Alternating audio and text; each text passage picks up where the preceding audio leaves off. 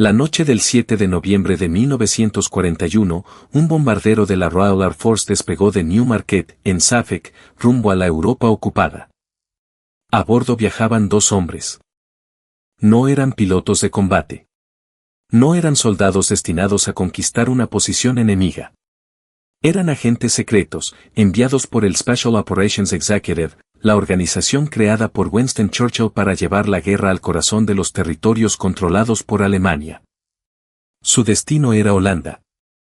Poco después de la medianoche, el piloto identificó la zona de lanzamiento cerca de Onn, en el este del país.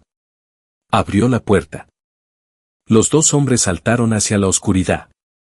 Creían que estaban entrando en territorio enemigo para construir una red clandestina de resistencia.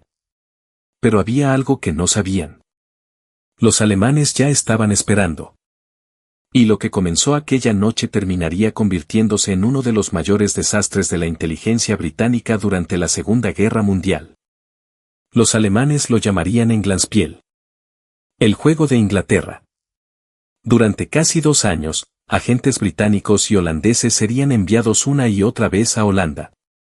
Llegarían en paracaídas, con radios, dinero, armas, instrucciones y códigos secretos.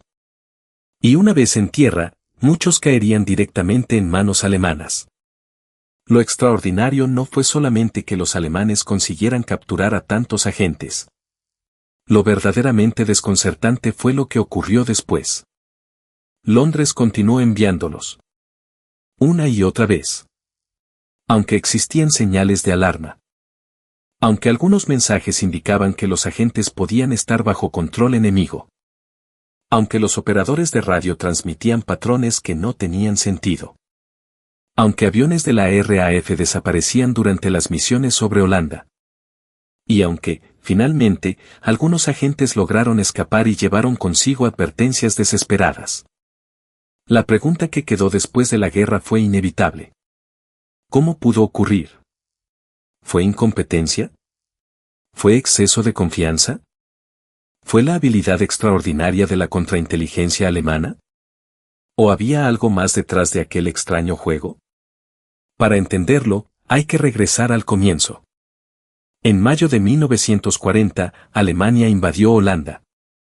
En cuestión de días, las fuerzas holandesas fueron derrotadas y el país quedó bajo ocupación alemana. Miles de personas huyeron.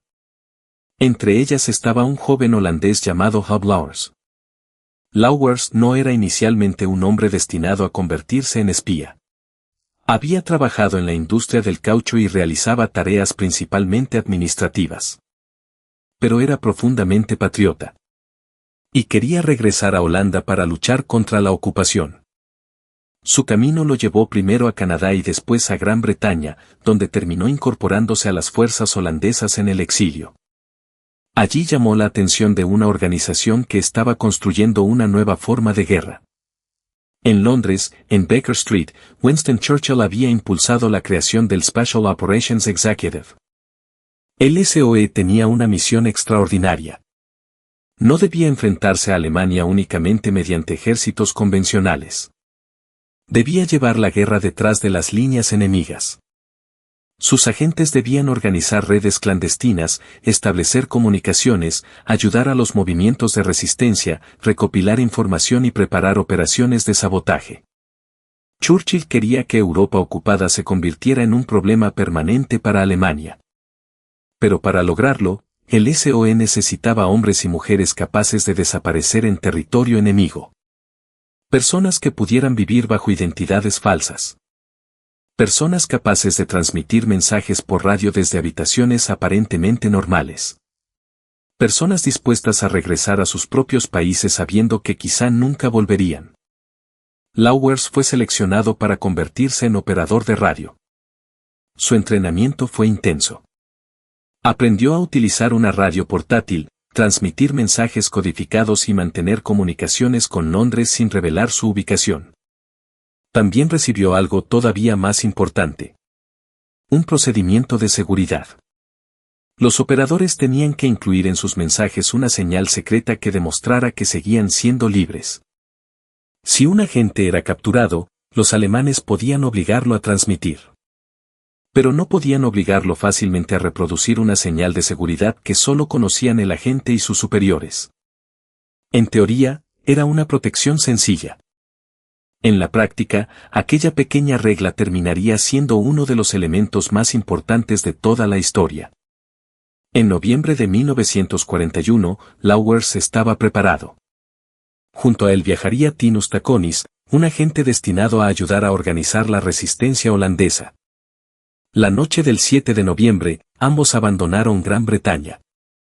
Horas después, descendieron en paracaídas sobre Holanda. Pero la red que esperaban encontrar ya estaba comprometida.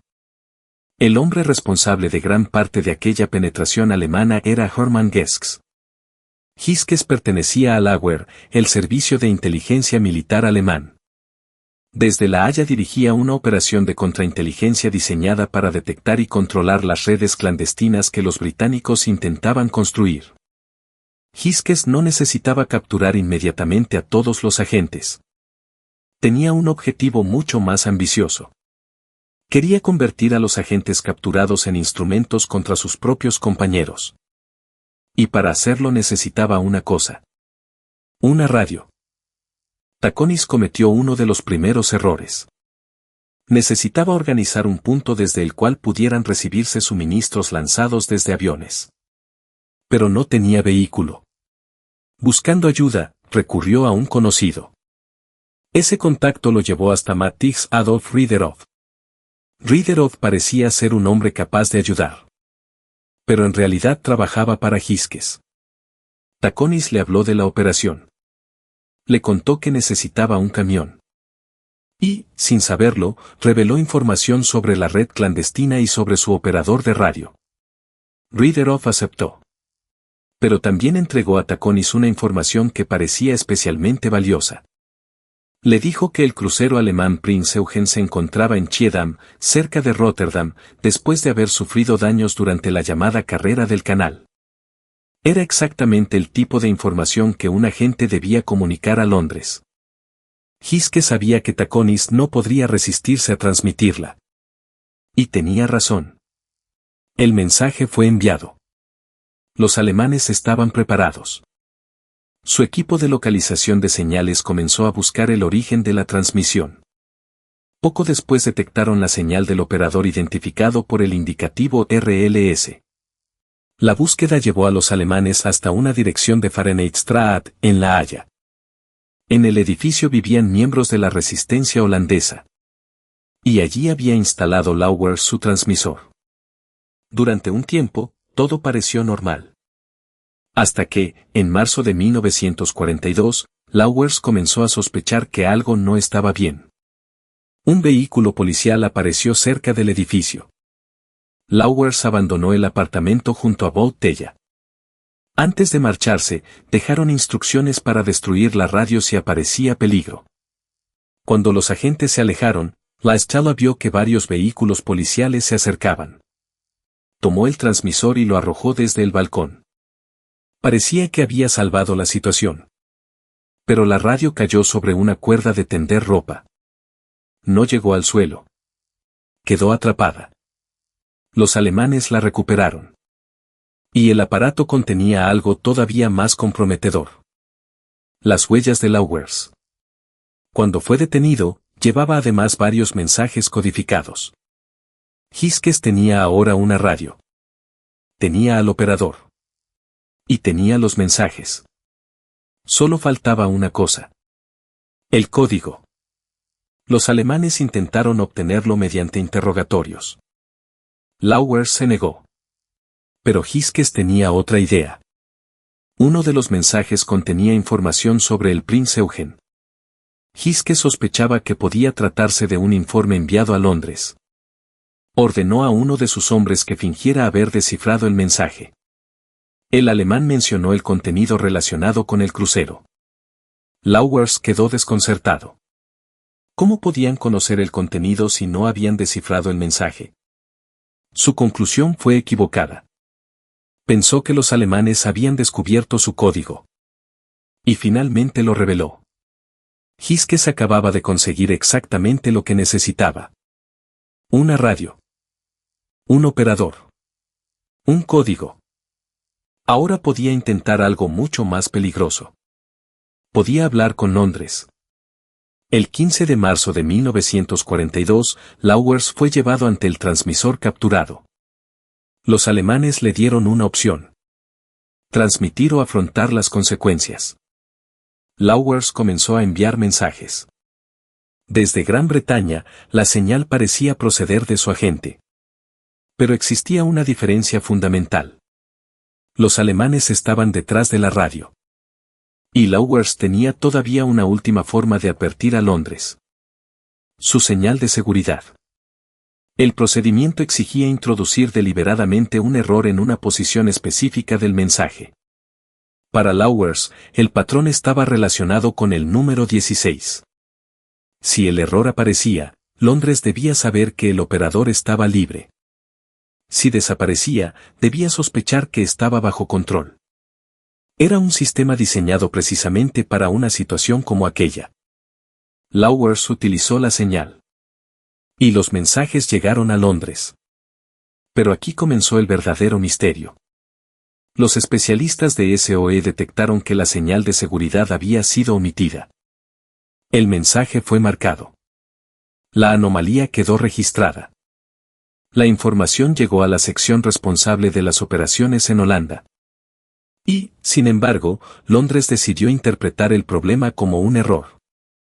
El jefe de la sección N era el mayor Charles Blazer. Había trabajado anteriormente en inteligencia militar, conocía el idioma neerlandés y gozaba de buena reputación. Ahora debía tomar una decisión. ¿Había cometido Lauwers un simple error? ¿O había sido capturado? La respuesta correcta era crucial. Si Lauwers estaba en manos alemanas, cualquier nuevo agente enviado a Holanda podía caer directamente en una trampa. Blizzard decidió continuar. Londres informó a Lauwers de que un nuevo agente, cuyo nombre en clave era Arbour, sería enviado. Lauwers comprendió lo que estaba ocurriendo. Los alemanes querían que confirmara la llegada. Y él volvió a omitir deliberadamente su señal de seguridad. Una vez más, Londres recibió el mensaje. Una vez más, la señal de alarma estaba allí. Y una vez más, fue ignorada. El siguiente agente llegó. Los alemanes estaban esperando en la zona de lanzamiento. Cuando el avión apareció en el cielo, transmitieron las señales correctas. El piloto creyó estar en contacto con la red clandestina. El agente saltó. Y aterrizó directamente en manos alemanas. El juego había comenzado. Hiskes ordenó a Lauwers informar a Londres de que el nuevo agente había llegado sin problemas. Lauwers volvió a omitir su señal. Londres volvió a aceptar el mensaje. Entonces los alemanes utilizaron otra estrategia. Le dijeron al agente capturado que la red de Londres había sido comprometida. El objetivo era sembrar desconfianza. Y funcionó. El prisionero comenzó a proporcionar información. Los alemanes obtuvieron datos sobre el entrenamiento del SOE y sobre sus instalaciones. Incluso pudieron conocer detalles internos de los centros de formación británicos. Para Hiskes, cada nuevo dato era una pieza más de un rompecabezas. Pero su mayor ventaja no estaba en lo que conseguía mediante interrogatorios. Estaba en lo que podía hacer con las radios capturadas. Cada radio era una puerta abierta hacia Londres. Y Hiskes quería mantener esas puertas abiertas. En abril de 1942, el SOE envió otro mensaje a Lauwers. La instrucción parecía inocente. Debía acudir a una tienda de puros en Haarlem y establecer contacto con otro agente. Los alemanes interceptaron el mensaje. Hiskes y el oficial de seguridad Joseph Schroeder entendieron que acababan de recibir una nueva oportunidad. Schroeder interrogó a Taconis. Durante la conversación mencionó casualmente los puros. Taconis respondió de manera espontánea y proporcionó el nombre de la tienda. Los alemanes localizaron la dirección. Después enviaron a un colaborador disfrazado de miembro de la resistencia. El hombre llegó al establecimiento y pronunció la contraseña. El contacto esperado no estaba allí. Pero había otra persona arriba. Un agente del SOE. El colaborador consiguió entrar en la red. Lo que siguió fue una cadena de detenciones. Un contacto llevó a otro. Una dirección llevó a otra. Y una pequeña operación de inteligencia se transformó en una captura mucho mayor. Entre los detenidos había operadores de radio. Y para Giskes, eso significaba nuevas oportunidades. Uno de ellos, Hanny Jordan, se negó a revelar su código y su procedimiento de seguridad. Giskes tomó entonces un riesgo. Colocó a uno de sus propios hombres frente a la radio. El operador alemán informó a Londres de que había un nuevo transmisor en pruebas.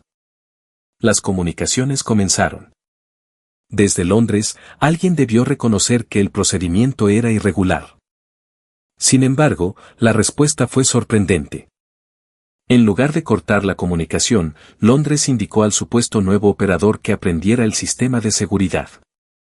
Aquella instrucción proporcionó a los alemanes precisamente lo que necesitaban. El segundo enlace con Londres estaba ahora bajo control enemigo. A partir de ese momento, la operación adquirió una dimensión mucho mayor. Cada luna llena podía significar la llegada de un nuevo agente. Cada lanzamiento podía traer dinero. Equipos. Radios. Material. Y, sobre todo, personas. Los aviones de la RAF volaban hacia Holanda. Los agentes descendían. Y los alemanes los esperaban. Desde Londres, sin embargo, las cosas parecían ir bien. Había agentes en Holanda. Los operadores enviaban informes. Llegaban solicitudes de armas y suministros. Los mensajes parecían confirmar que la red estaba funcionando. La realidad era completamente distinta. Los suministros estaban cayendo en manos alemanas. Las radios estaban bajo control alemán. Y los agentes estaban siendo identificados y detenidos. La operación estaba funcionando. Pero para el enemigo. En 1942 apareció en SOE un hombre que empezaría a mirar los mensajes de Holanda de una manera diferente. Se llamaba Leo Marx. Era un joven especialista en códigos. Marx comenzó a revisar el tráfico de radio por su propia cuenta. Y encontró algo que le inquietó. Los mensajes procedentes de Holanda eran demasiado perfectos. Los operadores clandestinos normalmente cometían errores. Era inevitable. Trabajaban bajo presión. Transmitían con rapidez. Debían desplazarse constantemente para evitar ser localizados. Un operador perfectamente entrenado seguía siendo humano. Pero los mensajes holandeses parecían demasiado limpios. Y, además, las señales de seguridad seguían apareciendo de forma anómala. Marx preguntó por el asunto. Recibió respuestas tranquilizadoras. Le dijeron que todo estaba bajo control. Pero no quedó convencido. Continuó observando. Mientras tanto, los preparativos aliados para regresar al continente avanzaban. La futura invasión de Europa necesitaría información, contactos y redes clandestinas. Holanda era especialmente importante. El SOE comenzó a desarrollar un proyecto destinado a crear una estructura de resistencia capaz de apoyar las operaciones aliadas cuando las fuerzas occidentales entraran en Europa. El plan requería cientos de personas. Y radios. Muchas radios. Pero la red holandesa seguía estando bajo control alemán. En junio de 1942, 2 nuevos agentes fueron enviados. Los alemanes los capturaron inmediatamente. Al mes siguiente llegó otro. También fue capturado. Uno de ellos, Dan Hamel, representó un problema diferente para Giskes. Llevaba órdenes relacionadas con una operación contra una estación de radio alemana vinculada al control de los submarinos. Giskes no podía permitir que Londres descubriera la verdad. Así que recurrió al engaño. Hizo circular información que sugería que el ataque había tenido lugar, pero que había fracasado. Desde Londres, el resultado podía interpretarse como una operación desafortunada. No como una señal de que toda la red estaba comprometida. Y así continuaron los suministros. En decenas de vuelos, los aviones de la RAF transportaron enormes cantidades de material. Armas. Munición. Dinero. Radios. Equipos de comunicación. Todo aquello estaba destinado a la resistencia. Pero una parte considerable terminaba en manos del enemigo. Y existía otra señal que debería haber despertado sospechas. Los aviones que participaban en las operaciones sobre Holanda sufrían pérdidas mucho mayores de lo esperado. Los pilotos encontraban condiciones extrañas. Algunos informaban de zonas de lanzamiento demasiado bien iluminadas. Otros se enfrentaban a defensas alemanas inesperadas. Las zonas de lanzamiento parecían ser siempre las mismas. Una y otra vez. En los campos cercanos a Arnhem, los alemanes conocían exactamente dónde esperar. La operación clandestina se había convertido en una rutina. Para los hombres que esperaban abajo, cada avión era una nueva oportunidad. Para los agentes que descendían desde el cielo, era una trampa que no podían ver. En septiembre de 1942 llegaron 4 agentes. En octubre, 10. En noviembre, otros 4. Todos fueron capturados. Y todavía Londres no comprendía completamente lo que estaba ocurriendo. Leo Marx sí estaba cada vez más preocupado. Revisó nuevamente el historial de comunicaciones. Y encontró algo que, desde el punto de vista de un especialista en códigos, era casi imposible. Los mensajes eran demasiado perfectos. Los errores humanos habían desaparecido. En enero de 1943, Marx llegó a una conclusión alarmante. Ya no se preguntaba si algunos agentes estaban siendo obligados a transmitir. La pregunta era ¿cuántos? Redactó un informe. No era una observación informal. Era una advertencia formal. Explicó sus sospechas basándose en el comportamiento de las comunicaciones, las señales de seguridad y las anomalías técnicas. Su conclusión era clara. Algo estaba profundamente mal en Holanda. Pero los agentes continuaron llegando. El cambio de mando tampoco solucionó el problema. Blizzard abandonó la dirección de la sección N. Seymour Bingham asumió el puesto. Bingham conocía Holanda. Había vivido allí antes de la guerra y había trabajado en la representación diplomática británica. Pero tampoco detuvo la operación. Para Leo Marx, aquello era cada vez más difícil de entender. Así que decidió crear una prueba. Una trampa para la trampa alemana. Marx preparó un mensaje destinado a los supuestos operadores de Holanda. La idea era sencilla. Si la red estaba realmente bajo control alemán, alguien podía responder utilizando los procedimientos alemanes. Marx envió la comunicación. Y esperó. La respuesta llegó. Al final del mensaje apareció una señal característica utilizada por operadores alemanes.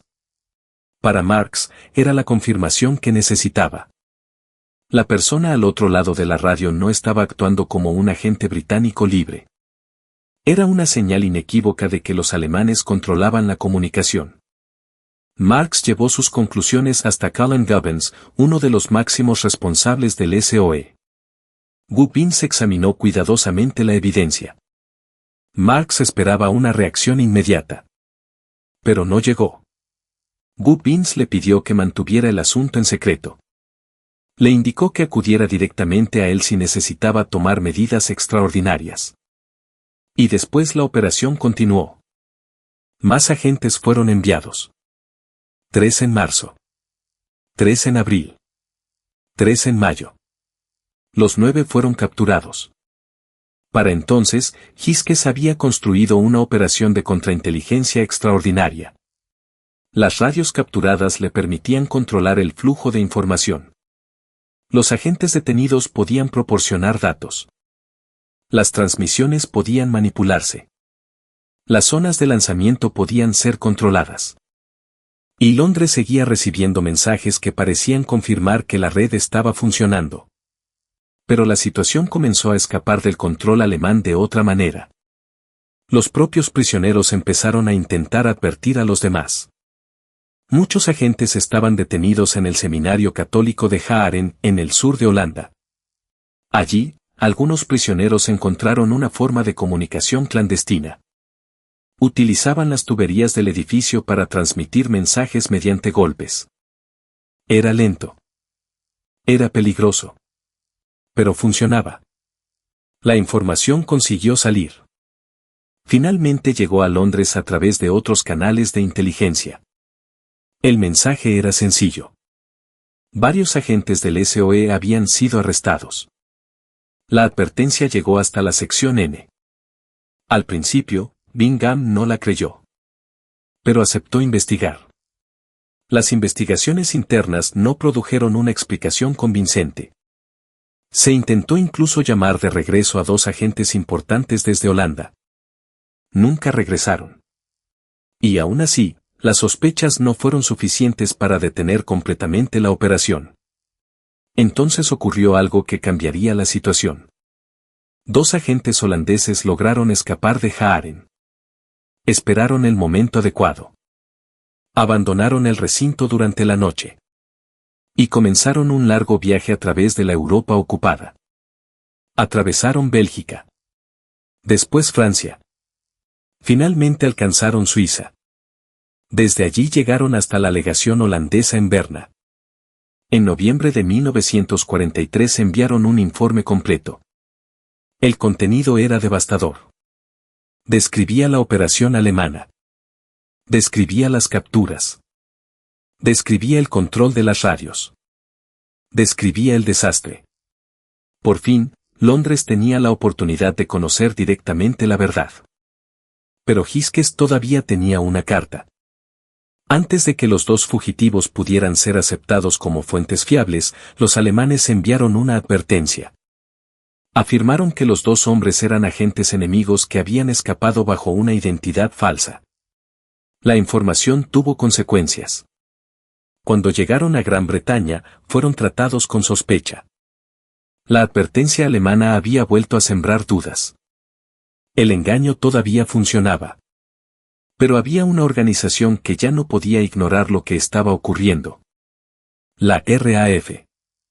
La 138 Special Duty Squadron había estado realizando vuelos clandestinos hacia Holanda desde el comienzo de la operación.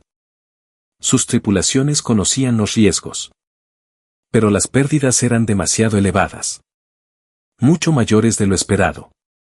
Para el invierno de 1943, 12 aviones y 83 tripulantes no habían regresado de las operaciones relacionadas con Holanda. Los pilotos hablaban de encuentros inesperados con cazas nocturnos. Los navegantes hablaban de zonas de lanzamiento extrañamente bien señalizadas. Las tripulaciones comenzaban a comprender que algo no cuadraba. Finalmente, en diciembre de 1943, Bamor Command suspendió los vuelos del SOE sobre Holanda. El Englandspiel había terminado. Pero el coste había sido enorme. Decenas de agentes habían sido capturados. Cientos de operaciones habían sido comprometidas. Grandes cantidades de material habían caído en manos alemanas.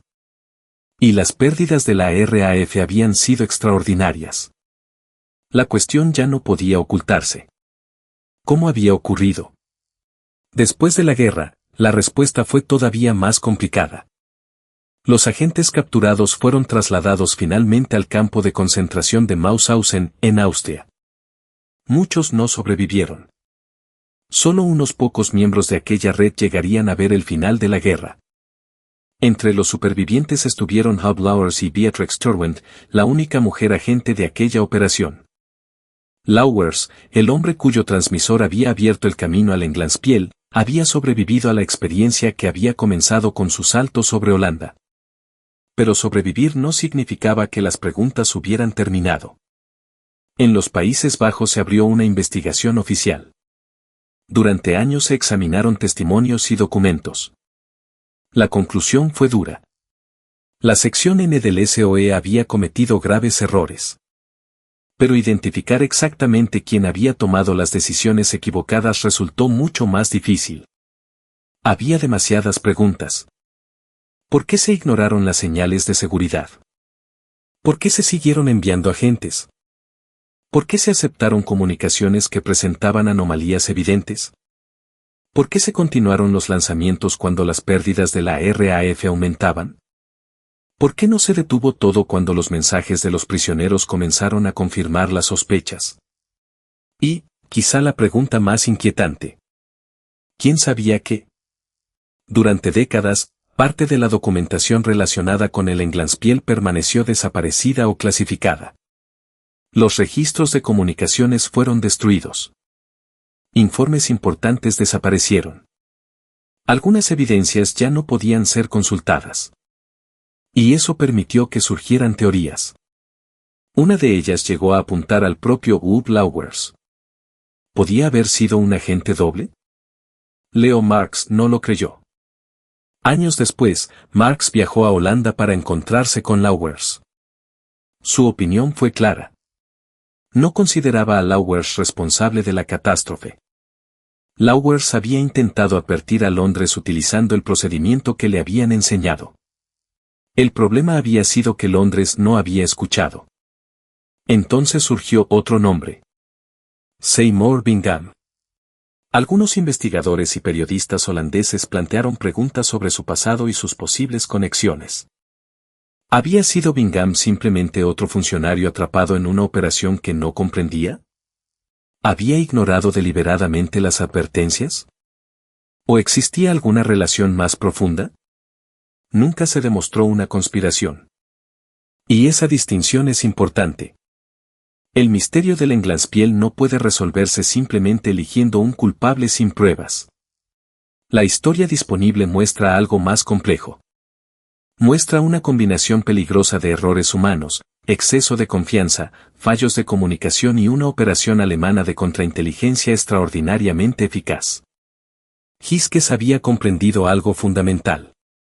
No necesitaba convencer a Londres de que todo estaba bien. Solo necesitaba darle suficientes razones para creerlo. Cada mensaje aparentemente normal reforzaba esa ilusión. Cada solicitud de suministros parecía confirmar que los agentes estaban trabajando. Cada nuevo lanzamiento demostraba que Londres seguía confiando en la red. Y cada nueva captura proporcionaba a los alemanes más información. El Englanspiel se convirtió así en una especie de circuito cerrado. Londres enviaba agentes. Los alemanes los capturaban. Los alemanes utilizaban sus radios. Londres recibía las transmisiones. Las transmisiones parecían confirmar que la red seguía activa. Londres enviaba más agentes. Y el ciclo comenzaba de nuevo. Lo más sorprendente es que el sistema no era perfecto. Hubo advertencias. Hubo errores. Hubo señales de seguridad omitidas. Hubo mensajes extraños. Hubo informes de prisioneros. Hubo agentes que intentaron escapar. Hubo pérdidas aéreas. Hubo sospechas de especialistas en códigos. Hubo incluso una prueba que demostró que el enemigo estaba detrás de las transmisiones. Pero ninguna de esas señales consiguió detener definitivamente la operación. El enemigo no necesitó ser perfecto. Solo necesitó que sus adversarios fueran suficientemente lentos para reconocer el patrón. Y esa quizás sea la lección más importante del Englanspiel. En la guerra de inteligencia, una organización puede poseer excelentes agentes, buenos códigos, equipos modernos y procedimientos cuidadosamente diseñados. Pero todo eso puede fallar si las personas responsables de interpretar las señales se niegan a aceptar lo que esas señales están diciendo. Los agentes enviados a Holanda habían aceptado desde el principio que su trabajo era peligroso. Cuando entraban en el SOE, muchos recibían una advertencia directa. No había garantías. Regresar no estaba asegurado. La misión podía terminar en cualquier momento. En Holanda, esa advertencia se convirtió en realidad para demasiados de ellos. Pero el sacrificio de aquellos agentes no fue simplemente una historia de valentía individual. También fue una advertencia sobre los límites de la inteligencia humana. Porque el verdadero enemigo de una operación clandestina no siempre es una bala, un vehículo enemigo o un puesto de vigilancia. A veces es una suposición. La suposición de que el mensaje que acaba de llegar es auténtico. La suposición de que un error es solamente un error. La suposición de que un agente continúa siendo libre porque la transmisión parece normal. La suposición de que una operación que lleva meses funcionando debe estar funcionando correctamente. Hiskes comprendió esas debilidades. Y las explotó una por una. En abril de 1944, cuando ya sabía que el juego había terminado, Hiskes decidió enviar un último mensaje.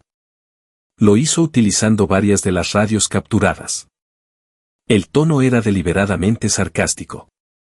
Se burlaba de Londres por intentar operar en Holanda sin reconocer la ayuda que, irónicamente, habían recibido de sus propios adversarios. El mensaje anunciaba el final de aquella extraña relación. El Englandspiel había terminado. Pero sus consecuencias continuarían durante décadas. La historia dejó una pregunta que todavía resulta difícil de responder. ¿Fue Hiskes un genio de la contrainteligencia? En muchos sentidos, sí. Consiguió transformar una operación enemiga en una fuente de información para Alemania. Pero su éxito también dependió de los errores del otro lado. ¿Fue él hoy incompetent? Hubo decisiones que hoy resultan difíciles de defender. Las señales de seguridad fueron ignoradas. Las advertencias no produjeron una respuesta suficientemente rápida. Los lanzamientos continuaron. Los informes técnicos fueron minimizados. Pero tampoco sería correcto reducir toda la historia a incompetencia. El SOE era una organización relativamente nueva. Operaba en condiciones extraordinarias. Sus agentes trabajaban a miles de kilómetros de distancia. Las comunicaciones podían tardar horas. La información podía ser incompleta. Y los alemanes habían construido una de las operaciones de contrainteligencia más sofisticadas de la guerra. La tragedia surgió precisamente de la combinación de esos factores. Una organización imperfecta se enfrentó a un adversario paciente y metódico. Y el resultado fue devastador. Con el paso de los años, nuevas investigaciones añadieron más preguntas. En 2004 aparecieron documentos que no habían estado disponibles durante la investigación holandesa de 1949. Uno de ellos hacía referencia a la penetración de las redes del SOE y mencionaba la posibilidad de agentes dobles. Aquello reavivó el misterio. ¿Quiénes eran? ¿Hasta dónde había llegado la penetración alemana? ¿Había alguien dentro de las estructuras británicas facilitando información? ¿O las referencias se referían simplemente a agentes capturados que habían sido obligados a colaborar? La documentación disponible no permite afirmar una conspiración definitiva. Y algunos archivos permanecieron clasificados durante décadas. Algunos incluso tenían fechas de apertura muy posteriores a la guerra. Eso hizo que el Englandspiel siguiera rodeado de sospechas. Pero quizá la parte más inquietante de la historia no sea la posibilidad de un traidor. Es que quizá no fuera necesario uno. Un sistema de engaño bien diseñado puede funcionar sin que exista un gran conspirador en el centro. Solo necesita aprovechar pequeños errores. Una decisión aquí. Una interpretación equivocada allá. Una advertencia que se pospone. Un informe que no recibe suficiente atención. Un operador que confía demasiado en su información. Un jefe que cree que todavía tiene el control. Y, poco a poco, la realidad se vuelve invisible. Eso fue lo que ocurrió en Holanda. La noche en que Huub Lauwers y Jan Stechoni saltaron de aquel bombardero, creían estar iniciando una misión clandestina. No podían saber que la red que iban a intentar construir ya estaba penetrada. No podían saber que una radio capturada se convertiría en una puerta hacia Londres. No podían saber que cada nuevo agente enviado detrás de ellos sería recibido por hombres que conocían su llegada. Y mucho menos podían imaginar que la tragedia continuaría durante casi 2 años. El Englandspiel recuerda una verdad incómoda sobre la guerra. La tecnología puede engañar. Los códigos pueden fallar. Las radios pueden ser capturadas. Los mensajes pueden ser falsificados. Pero el elemento más difícil de controlar siempre es el juicio humano. En Holanda, los agentes hicieron lo que se les había pedido. Los pilotos volaron las rutas asignadas. Los operadores transmitieron bajo enorme presión. Los especialistas en códigos detectaron anomalías. Algunos intentaron advertir a sus superiores. Pero las señales no fueron interpretadas con suficiente rapidez.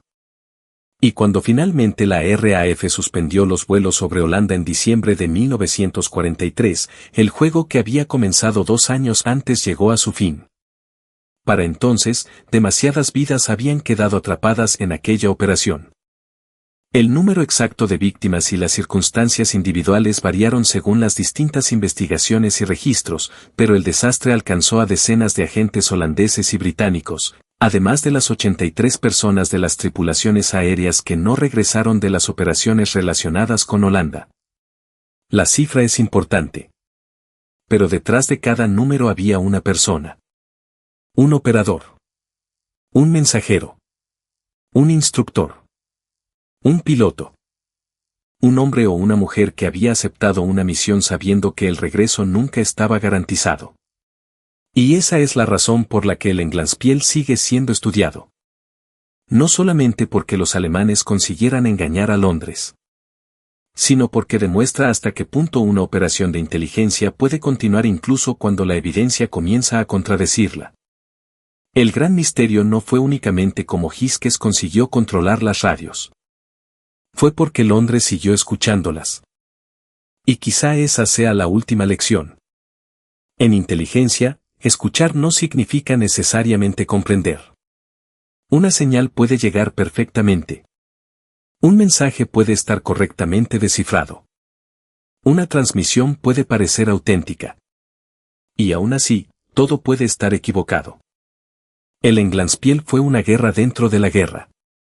Una batalla que no se libró con grandes ejércitos ni con columnas de tanques. Se libró en habitaciones oscuras, detrás de puertas cerradas, mediante radios clandestinas y mensajes codificados. Fue una batalla de paciencia. De engaño. De confianza. Y, sobre todo, de interpretación.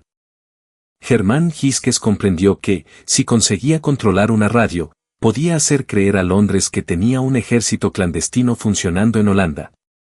Y durante demasiado tiempo, Londres creyó exactamente eso. Cuando finalmente descubrieron la verdad, ya era demasiado tarde. El juego de Inglaterra había terminado. Pero su historia permaneció. Como advertencia. Como misterio. Y como uno de los capítulos más extraordinarios de la guerra secreta de la Segunda Guerra Mundial. Porque en una guerra, el peligro no siempre llega desde el frente.